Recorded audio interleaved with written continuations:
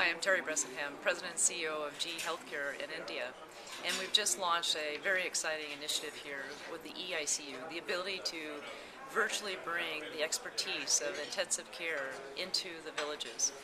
Now, we know there's a tremendous need in the marketplace for which there's over 500 million people that are at risk for critical care need, and there's less than 100,000 beds in the market today.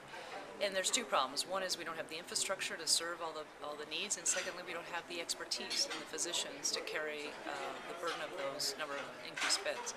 So today what we did is we've launched a partnership with Fortis Escorts, for which we are bringing audio-visual monitoring and IT technologies together that will allow for the virtual transition of a patient out of a village into an expert center like Fortis Escorts in Delhi.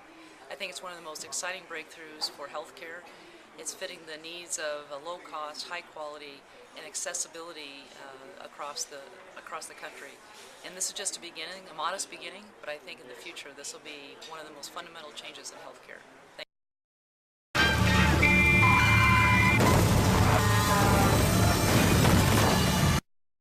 There are 5 million ICU admissions that take place in our country every year, and we have barely 5,000 ICU experts. The entire concept of eICU, or we call it as Next, is absolutely new. As the concept originated with the shortage of the manpower which is there, the skill set of the manpower which is available in tier 2, tier 3 cities. I can see one patient with a bed number 9, yes, in which you have written anterior wall MI cardiogenic shock.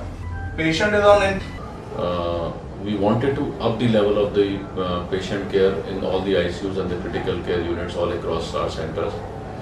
The idea was to standardize the level of critical care so that the patient outcomes can be improved. The routine thought process in tier 2, tier 3 cities is if the patient goes on ventilator, he is not going to make it. We wanted to change the mindset of the patients.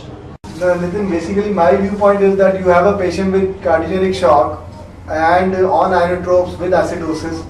Okay, so how IRP is going to help is basically increase the myocardium, and it's going to help in your organ parameters also. I think we should go ahead with an intra-aortic balloon pump. Okay, help this patient, and then let's look at the parameters how he does for the next 3-4 hours, and then we'll keep on watching the patient. We have put him on the anti-failure measures, and inotropes are there. Okay, and he has already undergone a heart attack. Yeah, I know. The X-ray also looks bad. It's very bad. A lot of fluid and might require a ventilator support in some time. Next, it is a solution by which our expertise of Fortis Escorts Heart Institute and Fortis Healthcare, with its highest level of critical care specs, can monitor patients off-site in another small town, can actually follow the parameters of the critical care patients hour after hour, day after day, can actually visually see these patients on their beds, and every day advise on their care, on their management, on their antibiotic regime, on their inotropic drugs, till the patient improves and get out of the hospital. It's almost like our expertise of critical care is delivered to the doorstep of the patient in his own hospital, even if he's sitting in Bareilly, Raipur, or any part of this country. I think critical care is transformational, is the need of the hour. Perhaps we will never be able to create the number of critical care specialists needed in this country to help severely ill patients across the country. Next will be able to create those clinicians and deliver the care.